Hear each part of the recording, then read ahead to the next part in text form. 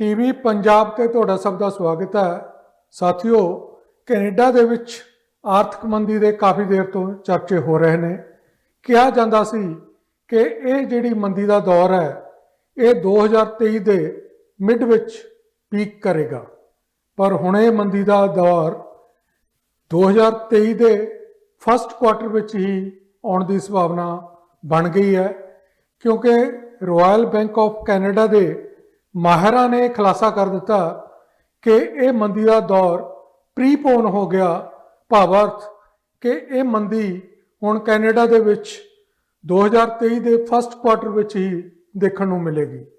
इस दे लई लोकां नूं की तैयारी करनी चाहिए है, इस दे लोकां दी जनजीवन ते की प्रभाव पै सकते हैं, उहदे बारे पेश है साडी ये report. Royal bank of Canada RBC ने एक डाटा रिपोर्ट जारी करके कनेडा विच रिसैशन यानी कि मंदी का दौर अगले साल के फस्ट क्वार्टर साल 2023 मार्च महीने तक आ जाने की चेतावनी दी है।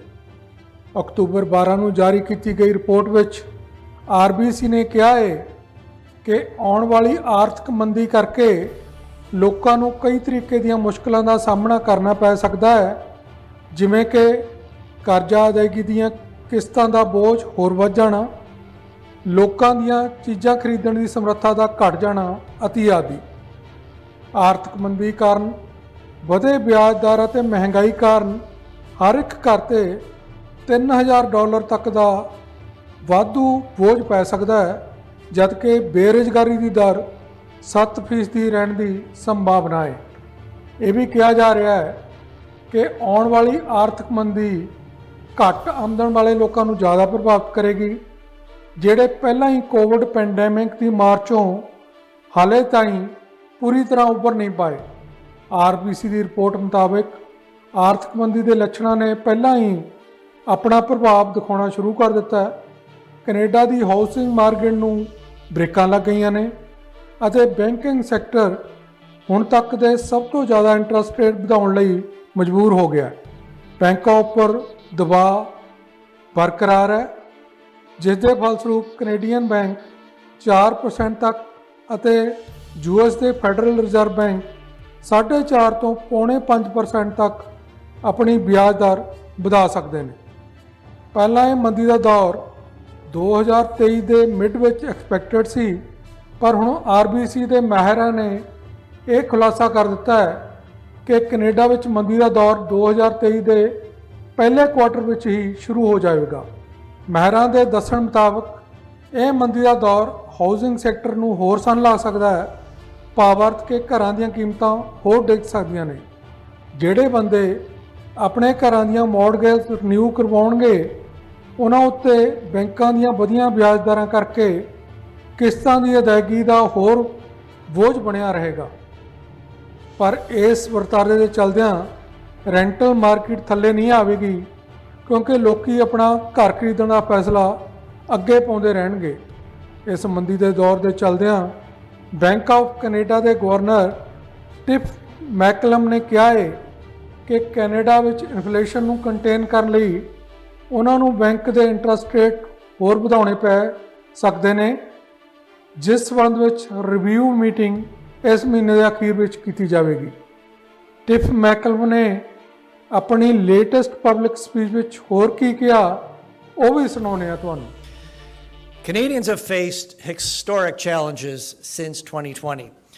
And recovering from these challenges, just like rebuilding from the aftermath of Hurricane Fiona, will take time. Marie, I thought you put it very well. Unprecedented, unusual, unaccustomed. So much of the last 2 years has been like nothing we've seen before. The global COVID-19 pandemic has sparked a challenge that is particularly relevant to the Bank of Canada: high inflation. And that's what I want to talk to you about today. High inflation is making life more difficult for Canadians, particularly Canadians on low or fixed incomes. Now, some of this inflation reflects global developments, and we don't control those.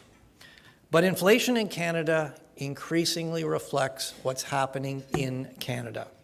The demand for goods and services here at home is running ahead of the economy's ability to supply them.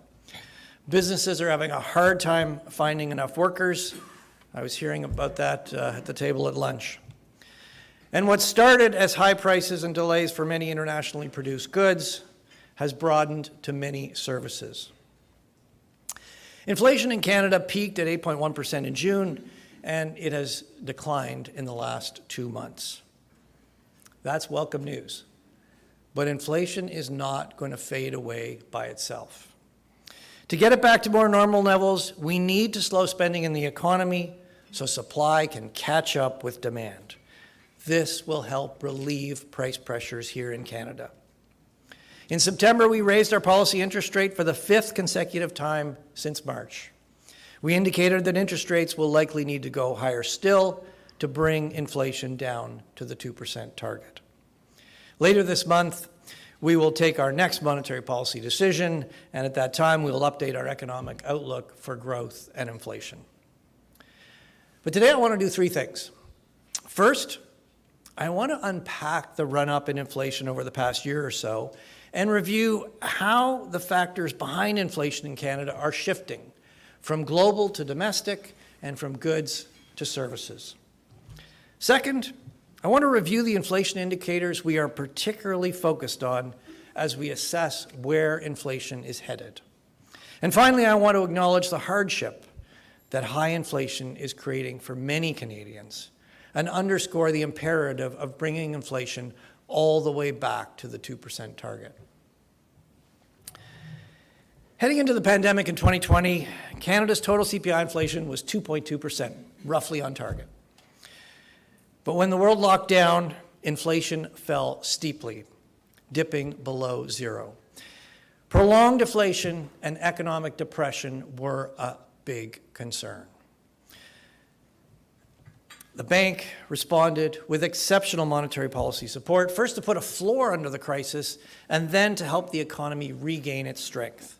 And fortunately, combined with exceptional fiscal stimulus, it worked. We avoided deflation, and the deepest recession on record was followed by the fastest recovery ever. But repeatedly closing and reopening economies around the world brought new challenges. Households shifted their spending from in-person services to durable goods, and this strained global supply chains that were already disrupted by public health restrictions. Shipping bottlenecks and shortages of key intermediate inputs meant long delays for goods like cars, like bicycles, like appliances. So by 2021, we began experiencing higher prices for many internationally traded goods. The unprovoked Russian invasion of Ukraine in February drove up the prices of commodities further, particularly oil and the prices of agricultural commodities. And it created new disruptions to already impaired global supply chains. Canadians experienced these effects almost immediately with higher prices at the gas pump and big increases for many basic food items at the grocery store. But the other thing that changed this year was inflation in the prices for services. As the economy fully reopened in the spring, pent-up demand for all the services we've missed over the pandemic started to drive up their prices, especially in areas like travel and recreation. Canadians experienced these pressures firsthand when trying to book a campsite or trying to get a reservation to your favorite restaurant. Service price inflation rose quickly through the first half of 2022, reaching about 5% this summer. With further increases in good prices in 2022 and a rapid rise in service prices, total CPI inflation rose sharply, reaching 8.1% in June. Over the last 2 years, the pandemic and the war have affected lives and livelihoods. They've also had a profound impact on inflation. Our job at the Bank of Canada is to restore price stability. In the last 2 months, headline inflation in Canada has come down to 7%. This largely reflects lower gasoline prices. In mid-June, if you filled up your car in Halifax, you paid about $2.15 a liter. By the end of August, you were paying $1.64. More generally, there is some evidence that global inflationary forces have begun to ease. though they remain elevated. A range of global commodity prices are starting finally to come down from their very high levels. Oil prices have come down, and the prices for key agricultural commodities have also eased back a little. In time, with lower input costs and lower transportation costs, we should see food price inflation start to ease back.